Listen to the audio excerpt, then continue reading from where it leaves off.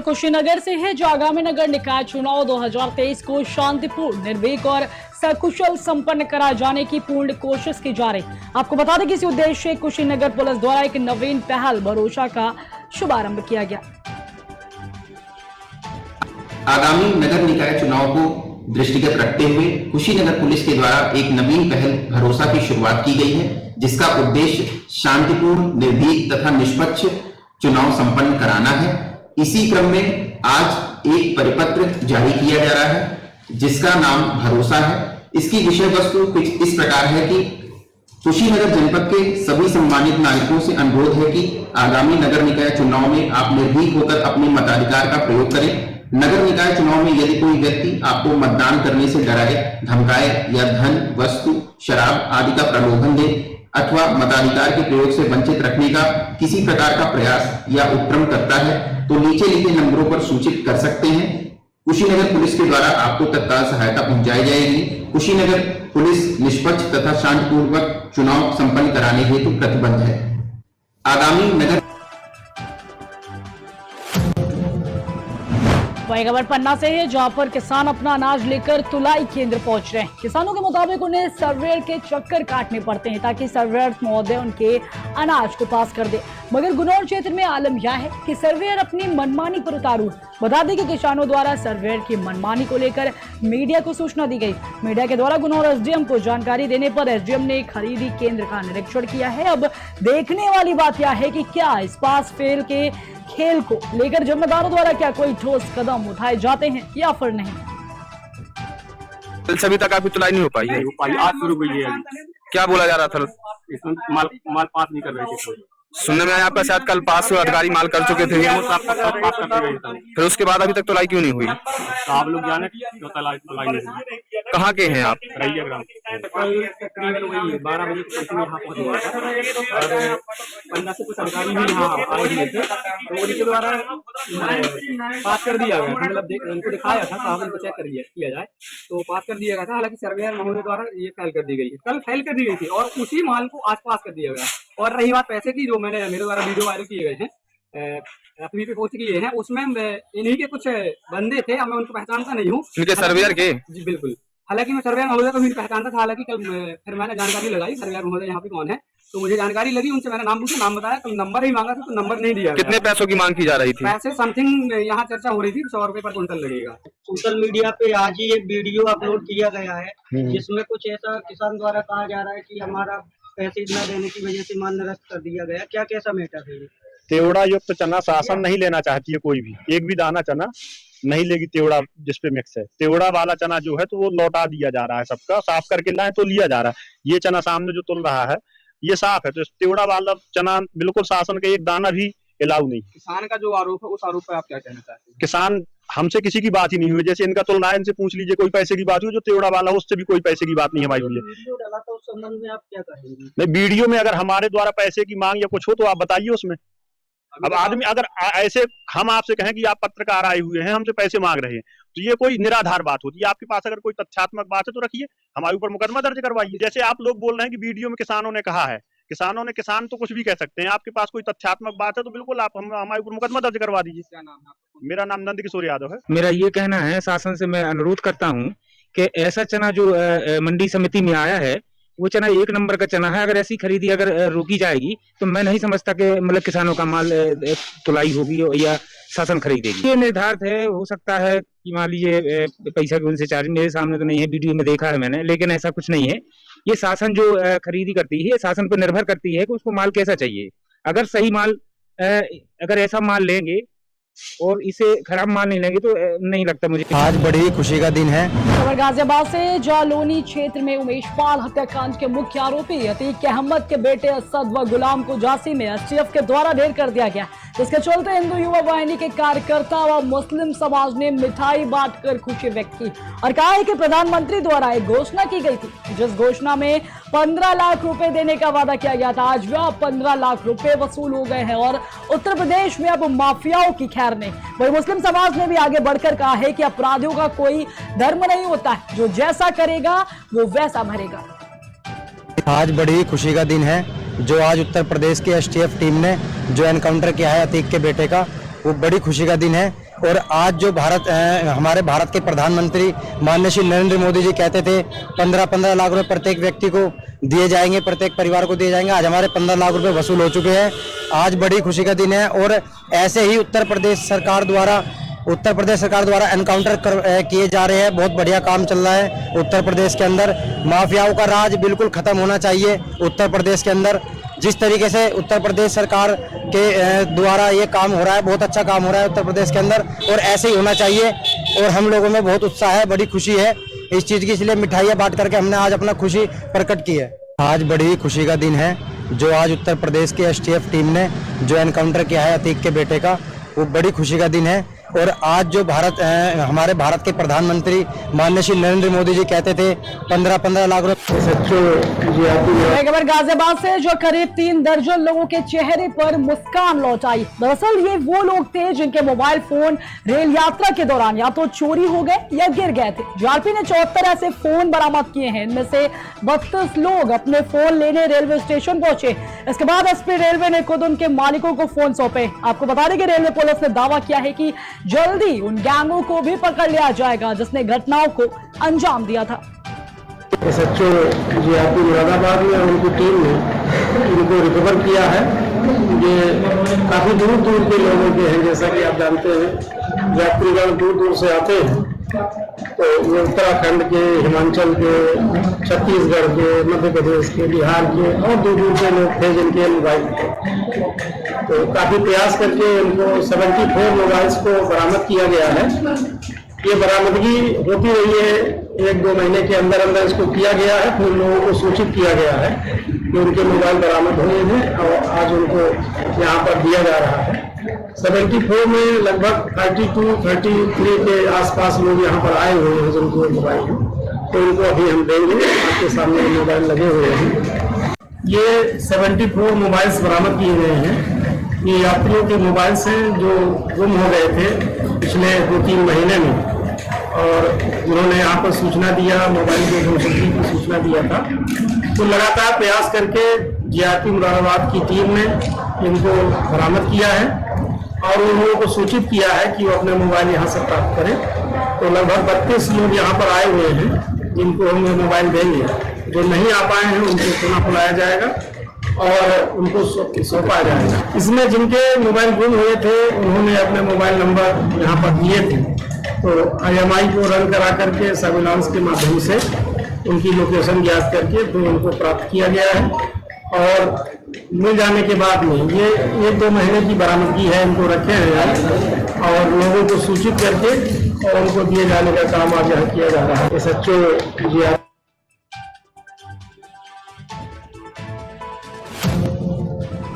नजीबाबाद से जो 2 बाइकों की आमने सामने भिड़ंत हो गई। बता दें कि भयानक एक्सीडेंट हो गया है जहां पर इस रोड पर अक्सर एक्सीडेंट होते रहते हैं, तो वही बहुत एक्सीडेंट में लोग अपनी जान भी गंवा देते हैं। आज भी ऐसा ही मामला एक राहतपुर में देखने को मिला है जहां 2 बाइकें आमने सामने से भयानक तरीके से टकरा गई, जिससे दोनों बाइक सवारों को गंभीर चोटें आई। आपको बता दें कि सभी घायलों को अस्पताल में भर्ती कराया गया है जहां पर उनका इलाज अभी चल रहा है। खबर टूंडला तहसील से जहां पर आज नामांकन का दूसरा दिन है। सुबह 11 से 3 तक टूंडला में नामांकन करने का समय निर्धारित किया गया है। तो वहीं टूंडला में स्थानीय नगर निकाय चुनाव को लेकर अध्यक्ष पद प्रत्याशी के केवल 13 पर्चे अब तक विक्रय हुए। वहीं तहसील टूंडला में सभासद पद हेतु 109 पर्चे अब तक विक्रय हुए। आपको बता दें कि सुरक्षा दृष्टि से तहसील टूंडला में शासन प्रशासन द्वारा पुख्ता इंतजाम किए गए हैं। इस समय हम फिरोजाबाद के टूंडला तहसील में खड़े हुए हैं, जहां निकाय चुनाव की प्रक्रिया को देखते हुए नामांकन का दूसरा दिन है। इसको देखते हुए अगर देखा जाए तो पुलिस प्रशासन के पुख्ता इंतजाम किए गए हैं। इसी संदर्भ में हम आज बात करते हैं टूंडला तहसील में SDM सत्येंद्र कुमार जी से कि किस तरीके के चारों व्यवस्था रखी गई है। आइए हम बात करते हैं। स्थानीय नगर निकाय चुनाव 2023 के संबंध में आज पर्चे दाखिल तो कोई भी नहीं किए गए हैं, लेकिन क्रय हुए हैं हमारे यहाँ से। तो जो सूचना है वो ये है कि अध्यक्ष पद के लिए कुल 5 पर्चे आज विक्रय हुए हैं और अब तक टोटल 13 हो चुके हैं। कल तक 8 थे। और सदस्य पद के लिए आज कुल 35 पर्चे विक्रय हुए हैं। कल 74 थे, तो टोटल मिला के 109 हो गए हैं। और बाबा साहब अम्बेडकर जी की जयंती है, तो जबकि सार्वजनिक भाषण, लेकिन कल भी नामांकन पर्चे खरीदे जाएंगे और उनके जमा भी होंगे। तो अवकाश नहीं है, कल भी कोई अवकाश नहीं है और संडे तक कोई अवकाश नहीं है। मतलब 17 तारीख तक बिना अवकाश के ये चला रहेगा 11 से 3 बजे तक। बहुत धन्यवाद। टोटल कितने पर्चे हुए सर? टोटल 109 तो आपके मेंबर्स के हैं और 13 आपके अध्यक्षों के हैं। ऐसे में जैसे आप देख पा रहे हैं हर जगह बैरिकेडिंग की गई है। आम वाहनों का 11 से 3 बजे तक आवाजाही पे प्रतिबंध है और केवल जो लोग पर्चों को क्रय करने आ रहे हैं या अपने पर्चे सबमिट करने आ रहे हैं उनकी आवाजाही हो सकती है। साथ में हमने हर पॉइंट पे पुलिस फोर्स का प्रबंध कर रखा है जो कि शांति व्यवस्था को एवं भीड़ भाड़ को मेंटेन करने के लिए सुनिश्चित है। एजी साहब ने बताया कि 11 से 3 बजे तक पर्चे का जो टाइम रखा गया है और सुरक्षा की बात की है तो हर जगह सुरक्षा के पुख्ता इंतजाम किए हैं। किसी भी अपनी घटना से निपटने के लिए पुलिस प्रशासन पूरी तरह सक्षम है। Anil Sharma, KKD news, Faizabad. इस समय हम फैजाबाद के टुंडला तहसील में खड़े हुए हैं जहां निकाब चुनाव की प्रक्रिया को देखते हुए नामांकन का दूसरा दिन है, इसको देखते हुए Baba Sahab doctor B R Ambedkar. UP के जालौन से जो जिले में विभिन्न स्थानों पर संविधान निर्माता बाबा साहब डॉक्टर भीमराव अम्बेडकर का 132वीं उनकी जयंती मनाई गई। तो वहीं जालौन नगर क्षेत्र में नगर पालिका परिसर में स्थापित बाबा साहब डॉक्टर भीमराव अम्बेडकर की मूर्ति पर माल्यार्पण कर उन्हें याद किया जा रहा है।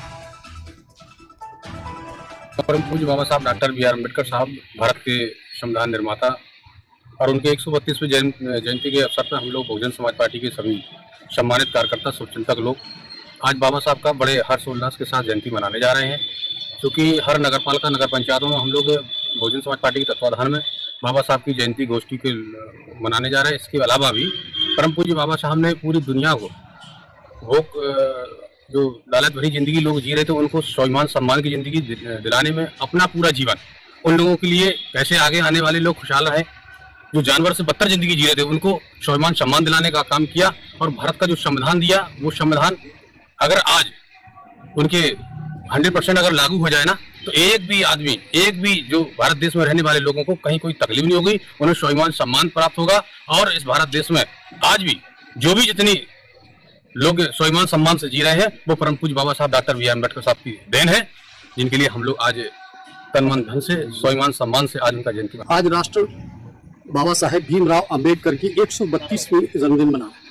इस अवसर पर जालौन नगर क्षेत्र के जालौन नगर पालिका में हम खड़े हैं और यहाँ पर कुछ बसपाई हैं जो बाबा साहब को माल्यार्पण करने के बाद उनको याद करते हुए दिखाई दिए। कुछ लोगों से हमने बात की, उनका कहना ये था कि बाबा साहब जो कि देश के पहले न्याय और कानून मंत्री भी थे, जिन्होंने देश को एक ऐसा संविधान दिया जिसके बल पर दलितों और जो शोषित समाज के लोग थे उन्होंने आज सम्मान के साथ सर उठाकर जीना सीखा।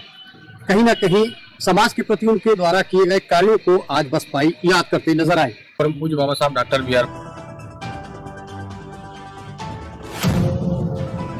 कर्नाटक से जो जेडीएस पार्टी के आधिकारिक उम्मीदवार बीजी पाटिल ने प्रतीकात्मक रूप से माननीय राजस्व अनुमंडल पदाधिकारी को अपना नामांकन पत्र सौंपा है। इसके साथ ही उन्होंने पत्रकारों से बातचीत की है। आपको बता दें कि 2018 के विधानसभा चुनाव में कम से कम वोटों से सफलता मिली। उन्होंने कहा है कि जिसके बावजूद हमने 4 साल 11 महीने जनता के हित के लिए काम किया है। उन्होंने कहा है कि हमें उम्मीद है कि 2023 के विधानसभा चुनाव में 30 से 35 हजार वोटों से जीत हासिल करेंगे। इस अवसर पर जेडीएस के कार्यकर्ता मौजूद रहे। देखिए, जनरल के जो हमारे वरिष्ठ हैं, देवेगौड़ा साहब लीजिए या हमारे कर्नाटक के माजी मुख्यमंत्री जो थे श्री कुमार स्वामी जी की बात कीजिए, जो भी इससे पहले जो वादे किए थे वो पूरे किए हैं। अभी इस पंचरत्न जो दिए हैं लोगों को 100% यकीन है कि जब भी कुमार स्वामी ये जो मैनिफेस्टो में बताते हैं वो करके ही रहते हैं। वो 100% हमारे जितने किसान हैं उनकी जिंदगी सुधर जाएगी, बहुत सारे किसानों की लाइफ अच्छा बन जाएगी। आपको पता है हमारे देश के अंदर बहुत सारे जो किसान लोग रहते हैं, इस किसान लोगों के लिए जरूरी है वो पानी के लिए हमारी जो जनता दल की जो मैनिफेस्टो है हमेशा के लिए पानी के लिए ज्यादा सपोर्ट दिया है। इस पंचरत्न के अंदर जो भी लोगों को किसानों की सहूलती के लिए बहुत सारी बातें उसमें बता गई। देखिए, जनता दल की जो खबर झारखंड के बोकारो से जो जिला आजसू पार्टी ने जिला मुख्यालय में न्याय यात्रा के तहत आंदोलन किया। इस आंदोलन के तहत बोकारो उपायुक्त के माध्यम से राज्य सरकार से मांग की गई। वही झारखंड में 1932 के आधार पर जल्द से जल्द स्थानीय नीति लागू की जाए। बता दें कि इसके साथ ही ओबीसी के 27% आरक्षण लागू करने सहित विभिन्न मांगों को लेकर आंदोलन किया गया। आज आजसू पार्टी के सुप्रीमो सुदेश झारखंड राज्य के सभी जिलों में जिला स्तरीय सामाजिक न्याय मार्च का आयोजन किया गया। इस मार्च के तहत हम लोग संबंधित जिला प्रशासन के माध्यम से राज्य सरकार के मुखिया हेमंत जी को यह आगाह करना चाहेंगे कि झारखंड राज्य की पिछड़ी जाति है, अनुसूचित जनजाति जाति के साथ साथ जो राज्य की पिछड़ी जातियां जिनकी आबादी 1 करोड़ 80 लाख से ज्यादा, आप उनके हक और अधिकार को छीनने का काम करें। पंचायत चुनाव में 10,000 से ज्यादा पदों में जो पिछड़ी जाति के लिए आरक्षित है वहां पर आपने उनका आरक्षण को शून्य करके उनको सामान्य घोषित कर दिया। इसी सरकार ने इसके मुखिया ने ही वादा किया था कि अगर मेरी सरकार बनती है तो पहली सरकार में राज्य की पिछड़ी जातियों को 27% आरक्षण देने का काम करेगी। ये सरकार पूरी तरह से 27% आरक्षण देने के मामले में सरकार के नीति और नियत में पूरी तरह से खोट है। इसलिए ये विधानसभा से पारित होने के बाद मंत्रिमंडल का निर्णय होने के बाद आज तक झारखंड राज्य में पिछड़ी जातियों को 27% आरक्षण देने का जो विधेयक विधानसभा से 11 नवंबर 2022 को पारित हुआ था, 3 महीने से ज्यादा होने के बावजूद आज तक वो लागू नहीं हो पाया। हम लोग इस रैली के माध्यम से, न्याय मार्च के माध्यम से सरकार से आगाह करते हैं कि वो विधेयक जो विधानसभा में पारित हुआ था जिसमें एसटी को 2%, एससी को 2% और यहाँ के ओबीसी को 27% आरक्षण देने का आपने जो विधेयक विधानसभा से 11 नवंबर 2022 को पारित कराया था उसको अविलंब राज्य में लागू करने का। झारखंड से जगदलबाग जिले के बरवा थाना क्षेत्र अंतर्गत लोहर बरवा में गुरुवार की शाम एक बार फिर गोलीबारी की घटना हुई जिसमें एक व्यक्ति को गोली मारी गई, जिसके बाद उसे घायल अवस्था में स्थानीय लोगों ने शहीद Nirmal Mahato medical college and hospital में भर्ती कराया है, जहां उसका अभी क्या स्थिति बनी हुई है वो बहुत ही काफी गंभीर है। घायल युवक का नाम रोहित कुमार उर्फ पिंटू बताया जाता है, तो वही घायल को बेहतर इलाज के लिए रांची रेफर किया गया, क्योंकि गोली चलने के कारणों का अभी तक पता नहीं चल पाया। घर में थे तो पिताजी बोले कि भाई को वहाँ कोई गोली मार दिया है, तो दौड़ के अपने दोस्त लोग को गए लेके आए यहाँ पे। हाँ, बाजार में जी, लोहार वाला चौक पे। कितना दूर है घर से आपका? 300-400 मीटर होगा। कौन लोग? वो पता नहीं है, वो नहीं पता है, वो भी पता नहीं है। कुछ विवाह किसी के साथ अभी नहीं पता। आपका भाई क्या करता है? वो काम करता है क्रेन में, क्रेन सर्विस में काम करते हैं। क्रेन सर्विस में अब माजरा क्या है अभी तक समझ में नहीं आ रहा है। जिसे गोली लगा अपनी बोलने की स्थिति नहीं है, ज्यादा कुछ बता नहीं पाया है। कौन है, क्या नाम है उनका? ऐसे उसने बताया मेरा नाम पिंटू कुमार ठाकुर है उसका नाम, उसके आगे कुछ बताया नहीं है। क्या धंधा है आपका? कुछ नहीं बता पाया, अनकॉन्शियस हो गया, बोल नहीं पा रहा है। कहाँ गोली लगा? गोली लगी है चंद्रवती हॉस्पिटल के पास। चंद्रवती हॉस्पिटल अगर लोग और बताओ आपको दिया जाएगा। कहाँ का रहने वाला है? ये भी तो क्लियर नहीं बोल पाया, बात होगी इसके बाद बताएंगे। कौन किस तरह का अपराधी आया था, गाड़ी से आया था? जब इतना अनुसंधान का विषय होगा, बाद में कुछ लिखित आवेदन पढ़ने के बाद में कुछ कह नहीं सकते। क्या स्थिति है? क्या स्थिति कभी भी है, कभी अनकॉन्शियस हो रहा है, इसको रेफर कर दिया गया है, फैमिली वाले लेकर के जा रहे हैं। कहाँ रेफर किया गया? रांची रेफर किया गया। घर में थे